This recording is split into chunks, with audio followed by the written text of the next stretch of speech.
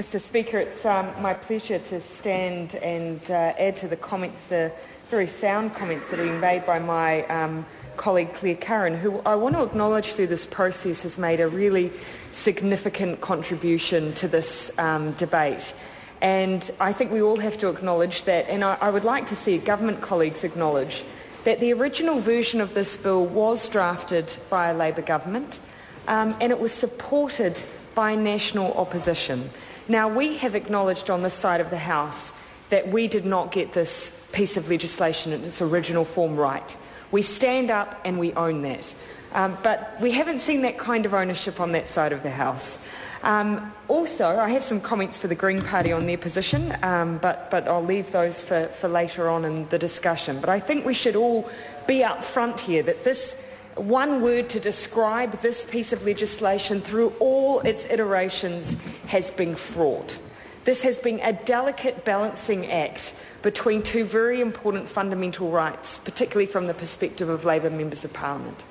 On the one hand, how to deal with the rapidly changing the world and the fact that on this side of the House we absolutely value the importance of having the freedom to access information, to access our creative industries via the internet. This was very, very important to us from a social and a democratic perspective, and that was something we wanted to protect.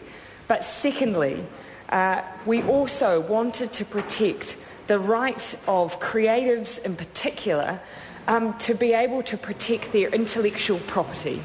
And that is a fundamental issue for us if we're to continue to have a sector, a creative sector that is able to make a living out of what they do. And I have a few other comments to make on that further down the track. Now, at this point, I want to declare an interest. As Labor's spokesperson for the Associate Arts, Culture and Heritage, I have a direct interest in making sure that we protect our creative sector and everything that they contribute to New Zealand from a cultural perspective. That includes music, films, the screen industry, all iterations of our creative sector. So top of my mind when looking at this issue has always been how to balance their needs with our overriding need to ensure fair and equitable access and justice, access to justice and when considering whether or not someone has infringed upon someone else's rights. But let's be clear on this. Not all creatives have sat in the same boat on this. I've had many come to me and say, well, actually, I acknowledge up front that the future of my industry has changed and I'm embracing that. And I want people to be able to freely access information at my work. But at the same time, we had on the flip side of that other creatives who acknowledged that that there was still an element of industry for them to be able to access. Folks on the other side of the House are holding up signs to me. My eyesight is clearly going because I can't read them, but perhaps Katrina Shanks will flash it at me again so that I can flash the sign. Let me be explicit. Have you ever filed share? I'm happy to answer that question directly for the member. To the best of my knowledge, I have not. To the best of my knowledge, I have not. And what I will say is that this is where I will sound like a Pollyanna, but for me, I've always had a problem with particularly downloading of New Zealand music, because for me, I know New Zealand musicians. I know that they struggle to survive in the industry in New Zealand, and the last thing I wanted to be doing is to steal from them, and that's how I always perceive them. So there is a point well made by my colleague. What we have a dual role here, not only protecting their interests, but supporting and fostering their industry, and that's another debate. And if Chris Finlayson were open to having that discussion, I'd like to discuss, for instance, his current bent on funding the classical arts rather than some of our more modern arts, but that's for another day. I want to quickly run over the process, the notice on notice process and how it will work, because there's a couple of elements in there that I want to clarify. So we've already talked about the fact that copyright owners who can provide evidence of infringements will be able to request internet providers to tell their customers to stop printing material. It's implicit in this that it will be the likes of Rianne's and APRA who will be taking this action, and unlikely to be individual copyright holders, just by the very nature of the costs that may be involved in this. And that's something that I think this House must monitor, the access people have to ensuring this process happens. The first notice will inform the account holder that the infringing activity has occurred and that is illegal. Second and third notice may be sent if account holder ignores notices and continues infringing. And if they continue infringing, then the copyright owner may seek compensation award at the Copyright Tribunal of up to $15,000. Now, I want to raise it. Someone on Twitter with me this evening called this the guilty till proven innocent bill, and I could see why they may give a label to this bill on that descriptor, because it doesn't impart in that descriptor the right of rebuttal towards an accusation against an account holder. Now, I understand that Section 122MA is clarified by the Minister in an SOP, and I hope that we'll go over that in greater detail in the committee stages to clarify that there is a right of redress for an account holder. Now, as introduced, the bill provides that copyright owners can seek the suspension of an internet account only through the courts.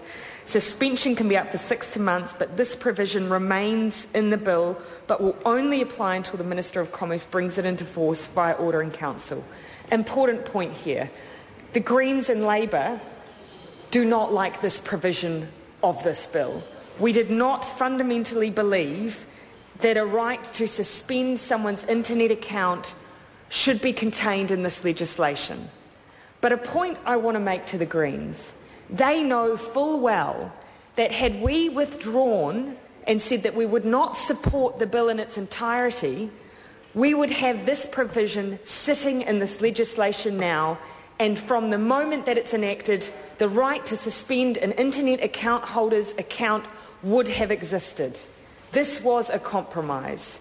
So although we stand against this provision, this bill could have been a lot worse had Labor not sat down with the government and tried to negotiate a much more palatable arrangement. We could have taken the high and mighty stance and stood back and said we disagree. And we, as a result, would have come back with something that I think a lot of people would have seen as unpalatable as 92A potentially.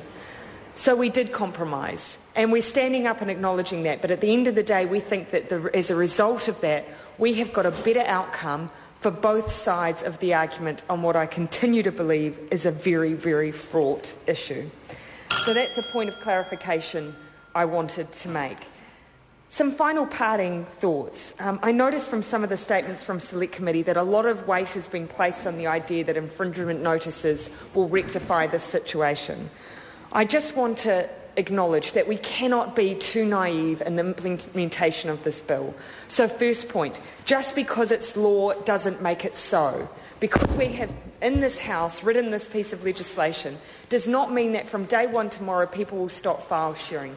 We will have to enact and act on the provisions in this bill if we are to protect the rights of copyright holders. So education will be important. But secondly, and very importantly for the sake of our creative industries, we as policy makers and as government and opposition have a responsibility to work alongside the creative industry as they navigate this changing world. And two things I would recommend to the government in this regard. If we are to try and support our creatives in order to find a way to continue to make a living and survive in their area of work, don't cancel PACE. Do not cancel pathways to arts and cultural employment, as I know you are currently considering via Work and Income. This is one way that we can work alongside our creative industries to figure out how to manage this changing world and how to make money out of an industry that ultimately benefits all of us, our communities and our cultural sector. And secondly, Open the doors to the Trans-Pacific Partnership Agreement. That is the biggest threat facing our IP holders, our creatives at this present time. And if you open the doors, you will show all of us that we have nothing to fear. But currently, I think the fact that they're closed means we absolutely do. Melissa Lee. Thank you, Mr. Speaker. I'd like to first of all